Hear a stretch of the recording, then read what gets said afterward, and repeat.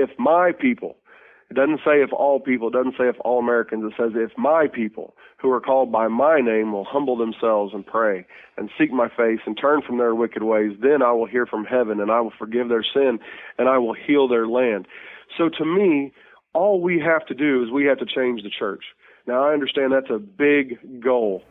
But if you reading through the Bible, all God needs is a remnant. He just needs a faithful few who will stand up and say enough is enough. We're going to get our eyes back on God. We're going to quit trying to make it from week to week. We're going to quit just trying to keep our heads above water, and by golly, we're going to get back on track with God, and we're going to start doing something. And then if we can do that, I really think that it will catch fire. I think we'll see a revival like this nation has seen before. This isn't the first time that America has been through difficulties. Maybe it's the worst time, but it's been through it before, and revivals have turned the tide. And I believe that that's what this nation needs. I believe that's the only way we're going to get back to doing what God wants us to do. But as long as the church sits idly by, as you said, and we accept homosexuality and we no longer look to what the Bible says as our guidepost, then we're going to be lost, and his people won't be hearing from heaven, and they won't be praying, and they won't be humbling themselves before him. And as long as we're accepting sin, we're going to keep reaping the whirlwind that we're reaping right now. I mean, I can't believe that as our president stands, and I believe he was a candidate when he said it, but he continues to act it out, that we're no longer a Christian nation. I can't believe that there wasn't an outcry heard around the world. And but we're seeing that because we keep saying the same thing. Oh, we're just supposed to love people. Oh, we're not supposed to judge anybody. And I do love people. I absolutely do. I love all of them. But I think the most loving thing we can do in some cases is say, I'm sorry, but what you're involved in is sin, and you're not going to be able to get to where you want to go doing the things that you're doing. That to me is love. Saying, oh, it's probably okay since you're a good person, everything you're doing is probably okay. To me, that doesn't look like love. To me, that looks like allowing a person to destroy themselves. It'd be like allowing one of my 4 children to run out in the middle of the road with a semi coming and saying, well, I love my kids, so I'm just going to let them go play in the road. To me, that's what it's like. It's love. To me, it's love to walk up to them and discipline them and say, hey, you can't run out in the road because if you do, this truck is going to destroy you. To me, that's what love looks like. And by calling sin, sin, and I'm not just talking about homosexuality, we've embraced a whole bunch of other sins in the church too. And as long as we do that, we're going to continue seeing this. I talked to Calvin Morrow a few weeks ago, and I said, as we were talking about the SOGI ordinance in Springfield, and I said, I'm sorry, I've got to put a lot of this blame on people like myself who are in the pulpit who have stood too long and not done near enough to highlight what's really going on in America. And we have just softened our stance to the point to where we've gotten here, because that's where it all has started, is in the church, because we haven't taken our rightful place. Well, let's talk about one issue that is in common right now between the Democrats, the Republicans, and the Libertarians. Okay. And that is all 3 of those political parties are moving toward legalizing marijuana.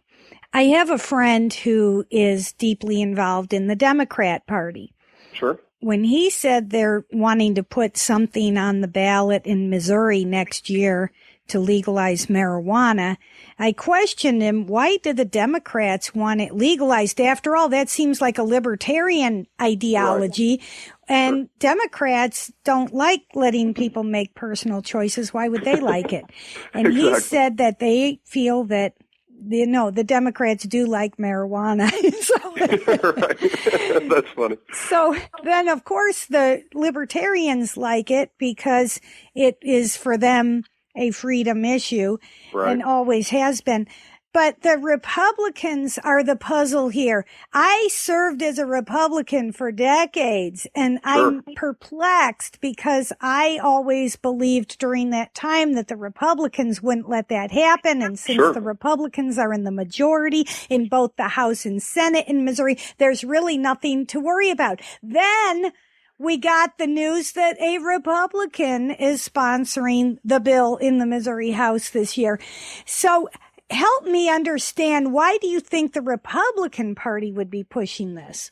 Boy, I wish I had an answer for that. I truthfully, I think the reason I've been so frustrated over this issue, the other day I was talking to somebody, I said, I've never been this frustrated over an issue. I've understood where most people are coming from enough of the time to where I can kind of see their point, whether I agree or whether I disagree. But this one I truthfully don't get. The only plausible answer to me is that they are allowing it to become a compassion issue. No, I'm sorry to argue with you. No, go right ahead, please. I can't figure it out either. You just inflamed me. Yeah, please. I feel the same. You can make up any excuse you want. I studied it. I Googled the question, and to my shock and amazement, I discovered that the polls are now showing that it's a politically popular issue. Oh, boy. It's the polls, it's the funding for campaigns, it's the promise of campaign workers to help you get reelected. They finally figured out any issue that can make it easier for you to win a reelection is the one that the political parties will embrace. So what happened is the groups promoting marijuana legalization have produced studies to show the legislators that once they got to over 50% popularity for an idea, that is the slam dunk. Now, it doesn't matter if the polls are true or who they interviewed or how it worked out. The point is, you put your finger in the wind, and once the poll shows you can win with this, it suddenly creates an avalanche of legislative support. Right. Well, I mean, first of all, I find that extremely scary that we would send people into office with, lacking enough wisdom to overlook some polls. Especially when you talk to enough people, you'll find relatively quickly that those polls probably are somewhat askew. I'm not saying that the gross majority of people are against it, because I'm not sure that's true anymore, which breaks my heart as a pastor. But from the political side of things, I do think the majority is still on the side of not legalizing it because they see the long-term consequences.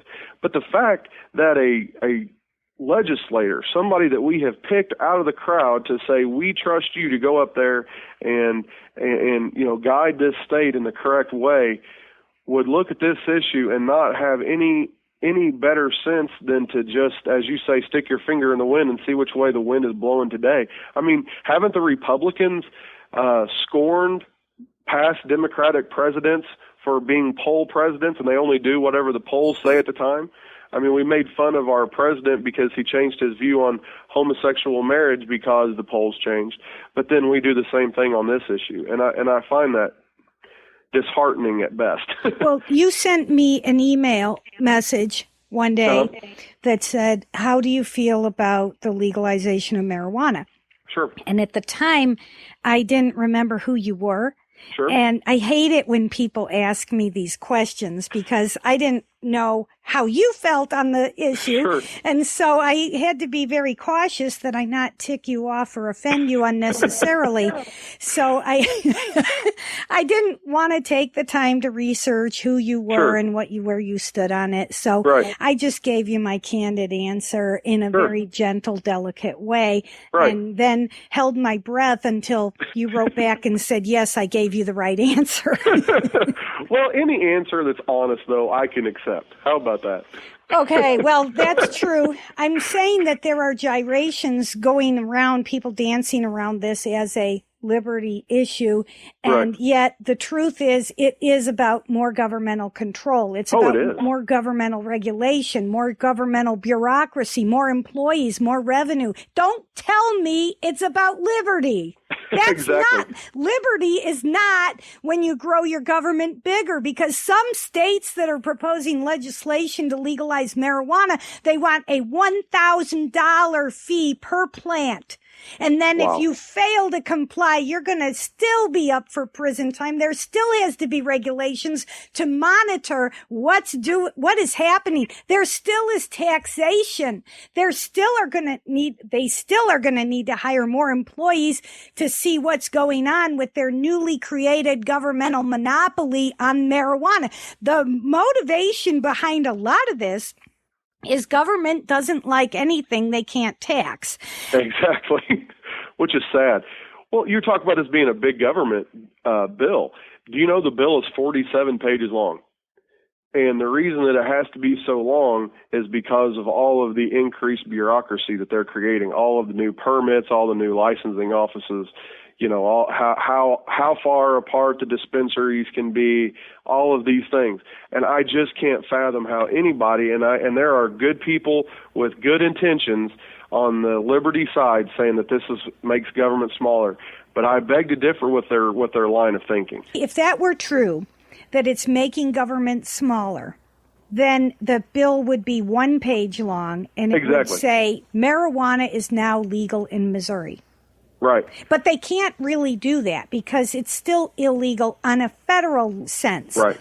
The national government considers it illegal. So the states saying let's legalize it are creating another legal quagmire. Sure. Why do you have to, of all the laws they could pass, why not pass a law that says it's illegal to get an abortion? That would be phenomenal. I'd be behind them 100%. But that has never been filed. Right.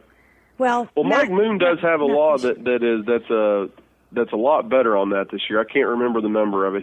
Mike Moon did file something. It hasn't gotten any traction. He did file something. Okay, so what you're saying is if you file a bill that says abortion's illegal, it gets no traction. And if you file a bill that says marijuana is going to be more highly regulated, it suddenly makes it through the committee process. Exactly. So tell us what happened in the committee, because you actually drove to Jefferson City. For those who've not followed House Bill 800, and let me give you a little insider story. When people get a bill that has a special number like 800, that was not even an accident. That is something where the bill author went to extra pains to make sure that he would have a number that would make it a public issue. So give us the history and tell us where we're at now. Well, the first time I heard about the bill, Representative Henson had, was saying, well, I don't even think I'm going to be able to get it in committee, and I don't think that it has much of a chance of making it to the House floor, and a lot of things like this. And the Missouri Times picked it up and really ran hard with it, which I guess was good from the standpoint that it brought my attention to it. But Representative Henson then was able to get it to the Emerging Issues Committee, and they heard it, and much to my dismay, it was voted through the Emerging Issues Committee by a vote of 10-1, and I was appalled at the vote. I thought that it had somewhat of a chance of getting through the first committee process, but I really expect there to be a lot of opposition. And unfortunately, there just wasn't. And Representative Gary Cross did vote against it in committee, and much to his credit, he was willing to stand up against it. And I contacted his legislative assistant, and she said he got a lot of funny looks for his vote. And I know there was a lot of things that came against it, because it's being much ballyhooed as they've titled it the Missouri Compassionate Care Act.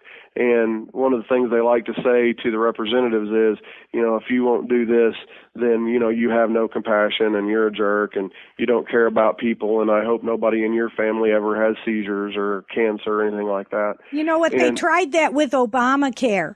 They called it the Affordable Patient Protection Act. Right. It wasn't affordable. It was not protecting anyone. And you know what? As much as they try to change the name and give it some politically popular title, we still know it's Obamacare. So yeah, exactly. Continue on. Yeah, and so that's kind of what happened. And I think that part of the problem was people didn't take it serious. I think that a lot of the people on the right, a lot of the conservatives really believed that we would be secure with this bill because of the Republican supermajority. I really think that they thought, well, with us having the leadership, there's no way this will ever see the light of day. Well, unfortunately, we were wrong, and like I said, it passed through 10-0 in the original committee, Emerging Issues, and from there it went to the Select Committee on General Laws. And so I looked over who all was on the Select Committee on General Law.